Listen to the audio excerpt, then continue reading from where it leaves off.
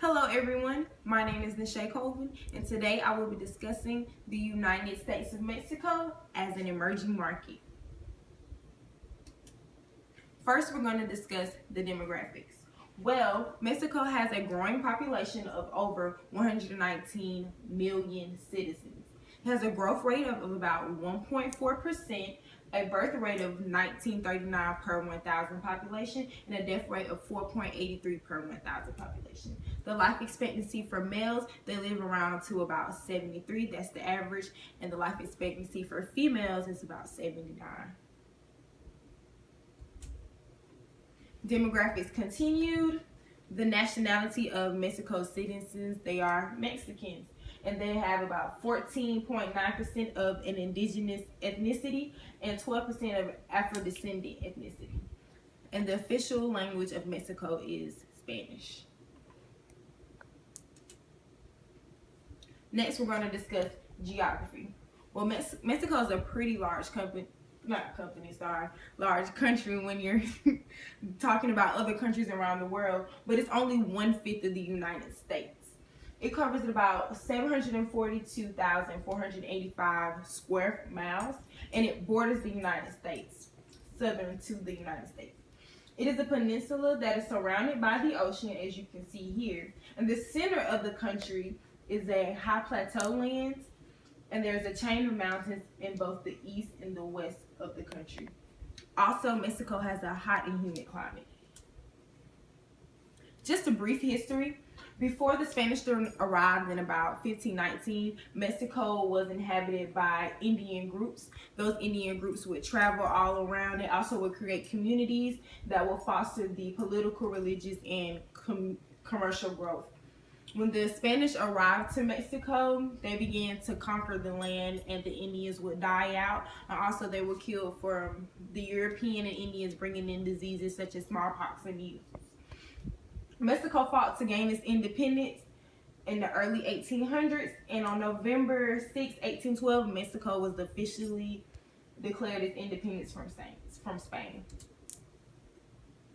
Their main religion in Mexico is Roman Catholic. That covers about 88% of their population, and they also have two smaller groups of Protestants and Evangelists that cover about 5%.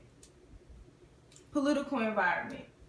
Well, Mexico is officially called the United States of Mexico, or the United Mexican States. They have a federal republic based on a democracy. They have an executive branch that's headed by the president, and a legislative branch called the Congress of Union. Well, the Congress of Union is broken up into two parts: the Chamber of Deputies and the Senate of Republic. There are three main political parties of Mexico's country. We have the Industrial Revolution Party, the National Action Party, and the Party of Democratic Revolution. Also, Mexico has a huge issue with corruption in their political system. Economic environment. Well, Mexico's economy is doing pretty good. It's one of the world's 20 largest economies. It's actually at number 15. And its economy is very dependent on the United States. Poverty and drug trafficking are two serious issues in Mexico that also affect their economy. Even though they have those issues of poverty and violence and drug trafficking and corruption, though their Mexican peso or their dollar has decreased in value over those years, but their country is still prospering. Mexico's GDP is about $10,000, and they are known as a manufacturing giant because they control the manufacturing of the world. They're very strong in that department. Mexico's economy has grown 3.5% since 2015, and is a great place for business and investment.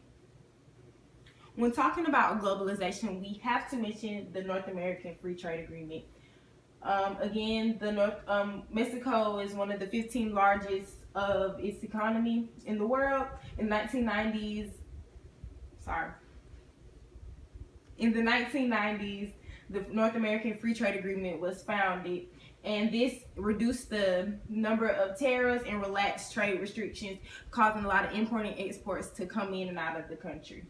And this helps Mexico's GDP. Thank you, and thank you for listening to my presentation.